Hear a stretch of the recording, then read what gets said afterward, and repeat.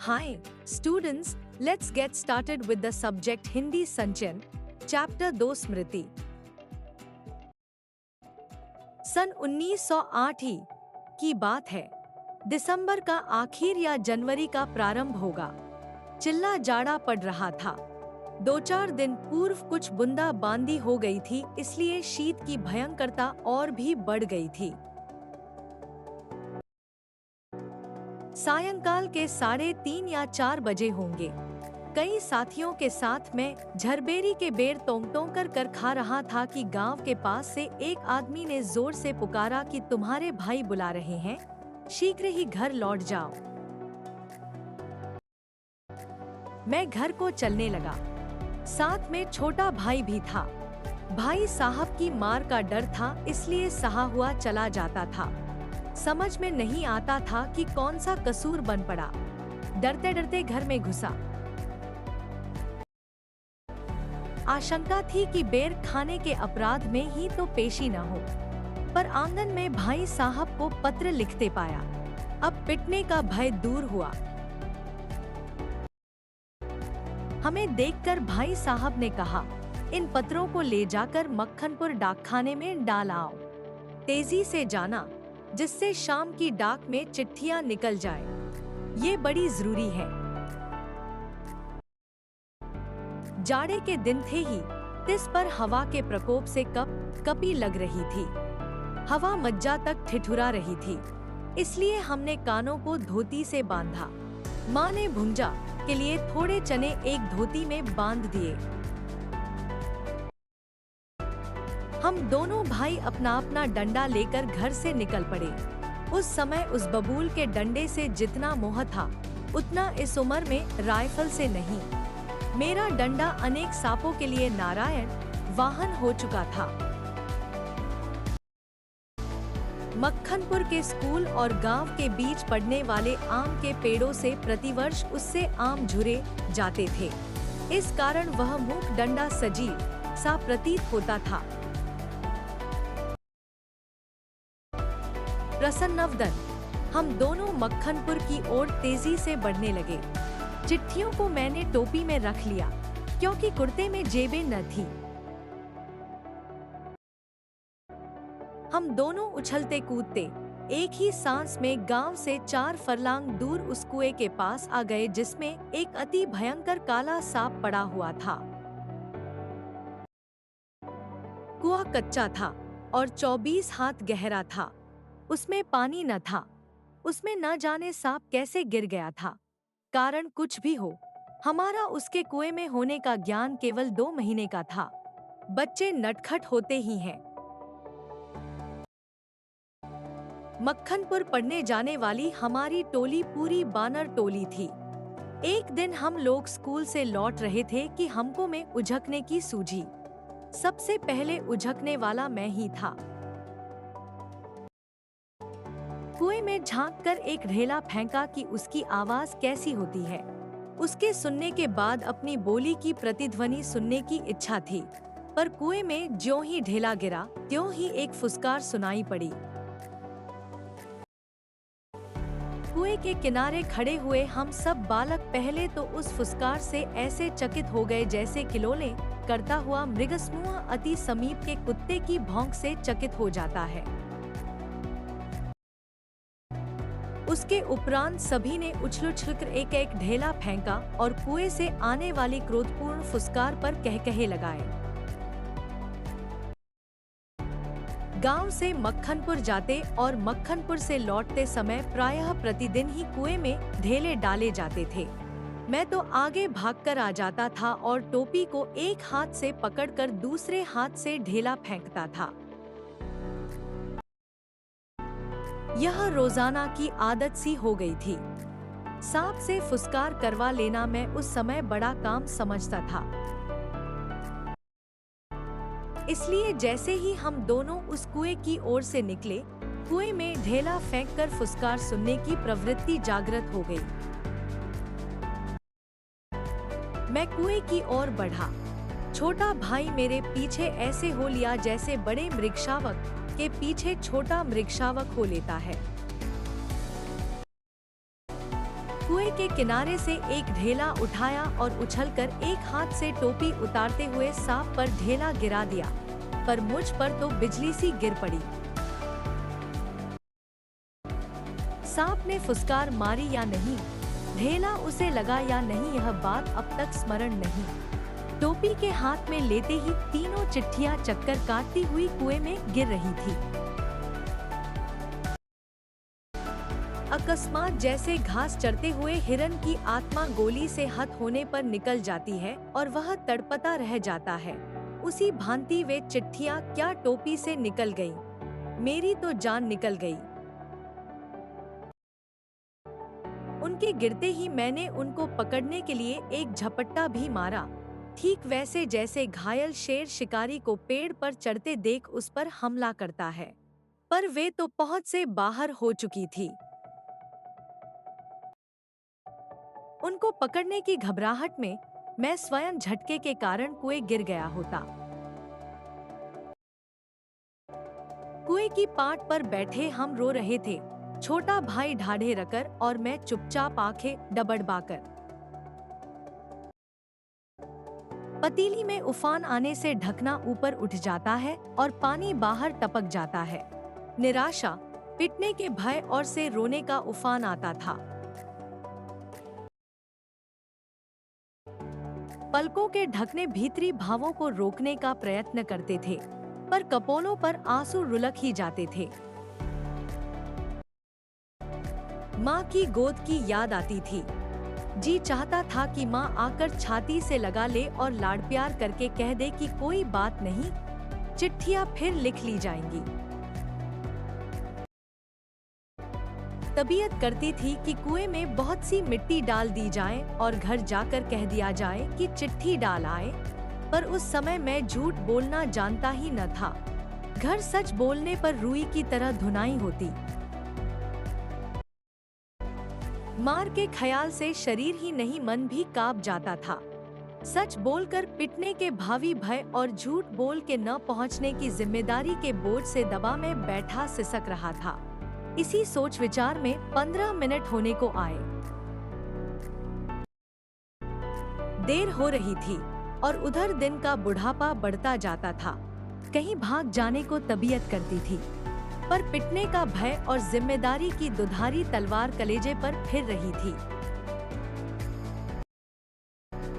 दृढ़ संकल्प से दुविधा की बेड़ियां कट जाती हैं। मेरी दुविधा भी दूर हो गई।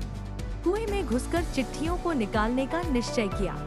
कितना भयंकर निर्णय था, पर जो मरने को तैयार हो उसे क्या। मूर्खता अथवा बुद्धिमत्ता से किसी काम को करने के लिए कोई मौत का मार्ग ही स्वीकार कर ले, और वह भी जानबूझकर, तो फिर वह अकेला संसार से भिड़ने को तैयार हो जाता है। और फल, उसे फल की क्या चिंता। फल तो किसी दूसरी शक्ति पर निर्भर है। उस समय चिट्ठियां निकालने के लिए मैं विषधर से भिड़ने को तैयार हो गया। पासा फेंक दिया था। मौका आलिंगन हो अथवा सांप से बचकर दूसरा जन्म, इसकी कोई चिंता न थी। पर विश्वास यह था कि डंडे से सांप को पहले मार दूंगा, तब फिर चिट्ठियां उठा लूंगा। बस इसी दृढ़ विश्वास के बूते पर मैंने कुएं में घुसने की ठानी। छोटा भाई रोता था और उसके रोने का तात्पर्य था कि मेरी मौत मुझे नीचे बुला रही है। यद्यपि वह शब्दों से न कहता, वास्तव में मौत सजीव और नग्न रूप में कुएं में बैठी थी। पर उस नग्न मौत से मुठभेड़ के लिए मुझे भी नग्न होना पड़ा। छोटा भाई भी नंगा हुआ। एक धोती मेरी, एक छोटे भाई की, एक चने वाली, 2 कानों से बंधी हुई धोतियां, 5 धोतियां और कुछ रस्सी मिलाकर कुएं की गहराई के लिए काफी हुई। हम लोगों ने धोतियां एक दूसरी से बांधी और खूब खींच कर आजमा लिया कि गांठें कड़ी हैं या नहीं। अपनी ओर से कोई धोखे का काम न रखा। धोती के एक सिरे पर डंडा बांधा और उसे कुएं में डाल दिया। दूसरे सिरे को डेंग, वह लकड़ी जिस पर चरस पुर टिकता है, के चारों ओर एक चक्कर देकर और एक गांठ लगाकर भाई को दे दिया। छोटा भाई केवल 8 वर्ष का था, इसीलिए धोती को डेंग से कड़ी करके बांध दिया और तब उसे खूब मजबूती से पकड़ने के लिए कहा। मैं कुएं में धोती के सहारे घुसने लगा। छोटा भाई रोने लगा। मैंने उसे आश्वासन दिलाया कि मैं कुएं के नीचे पहुंचते ही सांप को मार दूंगा और मेरा विश्वास भी ऐसा ही था। कारण यह था कि इससे पहले मैंने अनेक सांप मारे थे, इसलिए कुएं में घुसते समय मुझे सांप का तनिक भी भय न था। उसको मारना मैं बाएं हाथ का खेल समझता था। कुएं के धरातल से जब 4-5 गज रहा हूँगा, तब ध्यान से नीचे को देखा। अक्ल चकरा गई। सांप फन फैलाए धरातल से एक हाथ ऊपर उठा हुआ लहरा रहा था। पूंछ और पूंछ के समीप का भाग पृथ्वी पर था। आधा अग्र भाग ऊपर उठा हुआ मेरी प्रतीक्षा कर रहा था। नीचे डंडा बंधा था। मेरे उतरने की गति से जो इधर-उधर हिलता था, उसी के कारण शायद मुझे उतरते देख सांप घातक चोट के आसन पर बैठा था। सपेरा जैसे बीन बजाकर काले सांप को खिलाता है और सांप क्रोधित हो फन फैलाकर खड़ा होता और फुंकार मारकर करता है, ठीक उसी प्रकार सांप तैयार था। उसका प्रतिद्वंद्वी मैं उससे कुछ हाथ ऊपर धोती पकड़े लटक रहा था। धोती डेंग से बंधी होने के कारण कुएं के बीचों बीच लटक रही थी और मुझे कुएं के धरातल की परिधि के बीचों बीच ही उतरना था। इसके माने थे सांप से 1.5-2 फुट गज नहीं की पर पैर रखना, और इतनी दूरी पर सांप पैर रखते ही चोट करता। स्मरण रहे, कच्चे कुएं का व्यास बहुत कम होता है, नीचे तो वह 1.5 गज से अधिक होता ही नहीं। ऐसी दशा में कुएं में मैं सांप से अधिक 4 फुट की दूरी पर रह सकता था, वह भी उस दशा में जब सांप मुझसे दूर रहने का प्रयत्न करता, पर उतरना तो था कुएं के बीच में, क्योंकि मेरा साधन बीचों बीच लटक रहा था। ऊपर से लटककर तो सांप नहीं मारा जा सकता था, उतरना तो था ही। थकावट से ऊपर चढ़ भी नहीं सकता था। अब तक अपने प्रतिद्वंद्वी को पीठ दिखाने का निश्चय नहीं किया था। यदि ऐसा करता भी तो कुएं के धरातल पर उतरे बिना क्या मैं ऊपर चढ़ सकता था। धीरे धीरे उतरने लगा। एक इंच जो मैं नीचे उतरता जाता था, त्यों मेरी एकाग्र चित्तता बढ़ती जाती थी। मुझे एक सूझी। दोनों हाथों से धोती पकड़े हुए मैंने अपने पैर कुएं की बगल में लगा दिए। दीवार से पैर लगाते ही कुछ मिट्टी नीचे गिरी और सांप ने फू करके उस पर मुंह मारा। मेरे पैर भी दीवार से हट गए और मेरी टांगे कमर से समकोण बनाती हुई लटकती रहीं। पर इससे सांप से दूरी और कुएं की परिधि पर उतरने का ढंग मालूम हो गया। तनिक झूलकर मैंने अपने पैर कुएं की बगल से सटाए और कुछ धक्के के साथ अपने प्रतिद्वंद्वी के सम्मुख कुएं की दूसरी ओर 1.5 गज पर कुएं के धरातल पर खड़ा हो गया। आंखें चार हुई। शायद एक दूसरे को पहचाना। सांप को चक्षुश्रवा कहते हैं। मैं स्वयं चक्षुश्रवा हो रहा था। अन्य इंद्रियों ने मानो सहानुभूति से अपनी शक्ति आंखों को दे दी हो। सांप के फन की ओर मेरी आंखें लगी हुई थी कि वह कब किस ओर को आक्रमण करता है। सांप ने मोहनी सी डाल दी थी। शायद वह मेरे आक्रमण की प्रतीक्षा में था, पर जिस विचार और आशा को लेकर मैंने कुएं में घुसने की ठानी थी, वह तो आकाश कुसुम था। मनुष्य का अनुमान और भावी योजनाएं कभी कभी कितनी मिथ्या और उल्टी निकलत। मुझे सांप का साक्षात होते ही अपनी योजना और आशा की असंभवता प्रतीत हो गई। डंडा चलाने के लिए स्थान ही न था। लाठी या डंडा चलाने के लिए काफी स्थान चाहिए जिसमें वे घुमाए जा सकें। सांप को डंडे से दबाया जा सकता था, पर ऐसा करना मानो तोप के मुहरे पर खड़ा होना था। यदि फन या उसके समीप का भाग न दबा, तो फिर वह पलटकर जरूर काटता। फन के पास दबाने की कोई संभावना भी होती तो फिर उसके पास पड़ी हुई 2 चिट्ठियों को कैसे उठाता। 2 चिट्ठियां उसके पास उससे सटी हुई पड़ी थी और एक मेरी ओर थी। मैं तो चिट्ठियां लेने ही उतरा था। हम दोनों अपने पर डटे थे। उस आसन पर खड़े खड़े मुझे 4-5 मिनट हो गए। दोनों ओर से मोर्चे पड़े हुए थे, पर मेरा मोर्चा कमजोर था।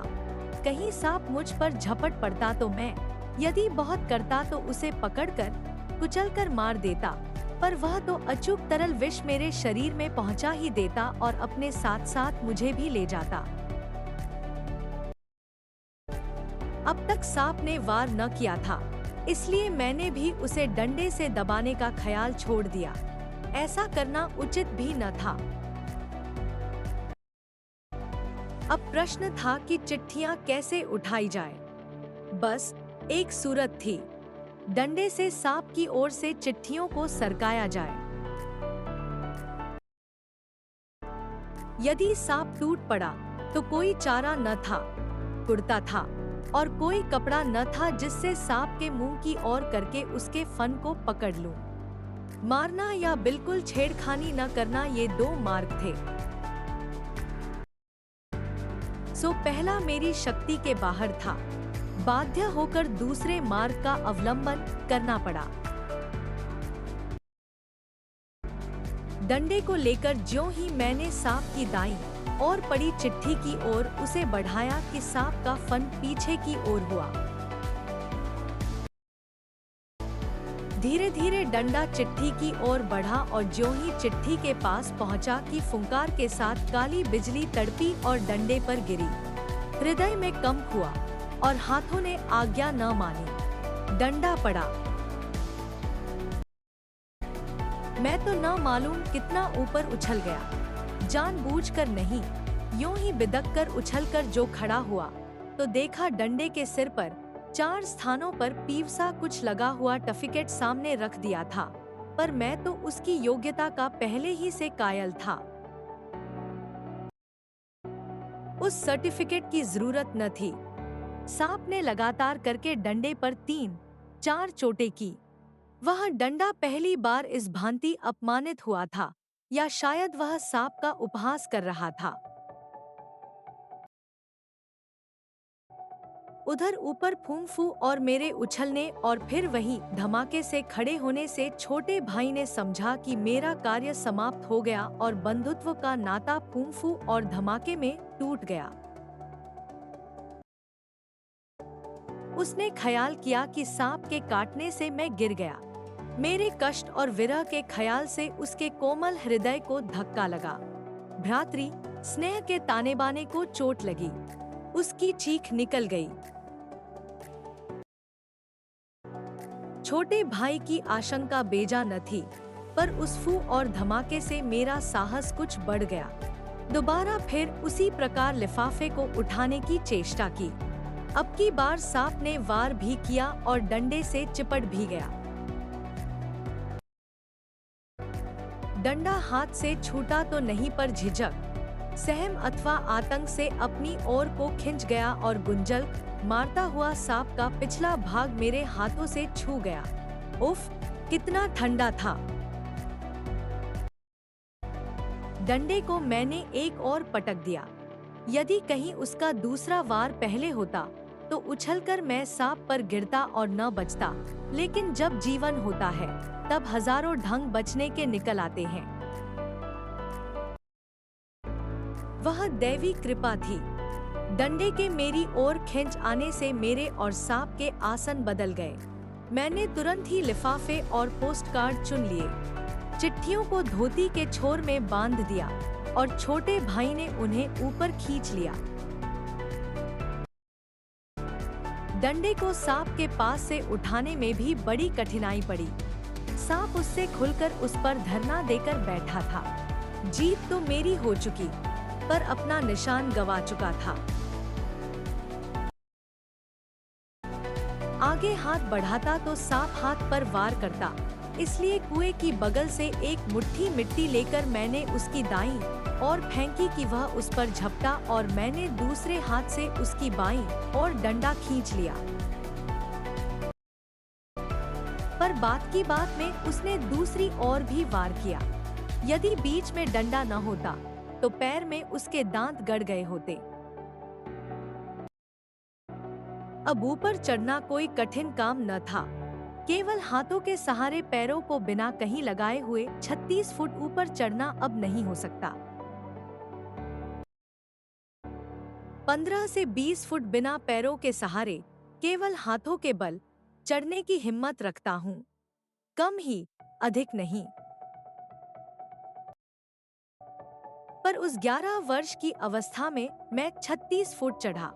बाहें भर गई थी, छाती फूल गई थी, धौंकनी चल रही थी, पर एक इंच सरक कर अपनी भुजाओं के बल ऊपर चढ़ाया। यदि हाथ छूट जाते तो क्या होता इसका अनुमान करना कठिन है। ऊपर आकर बेहाल होकर थोड़ी देर तक पड़ा रहा। देह को झाड़झूर कर धोती कुर्ता पहना। फिर किशनपुर के लड़के को, जिसने ऊपर चढ़ने की चेष्टा को देखा था, ताकीद करके कि वह कुएं वाली घटना किसी से न कहे, हम लोग आगे बढ़े। सन 1915 में मैट्रिकुलेशन पास करने के उपरांत यह घटना मैंने माँ को सुनाई। सजल नेत्रों से माँ ने मुझे अपनी गोद में ऐसे बिठा लिया जैसे चिड़िया अपने बच्चों को डैने के नीचे छिपा लेती है।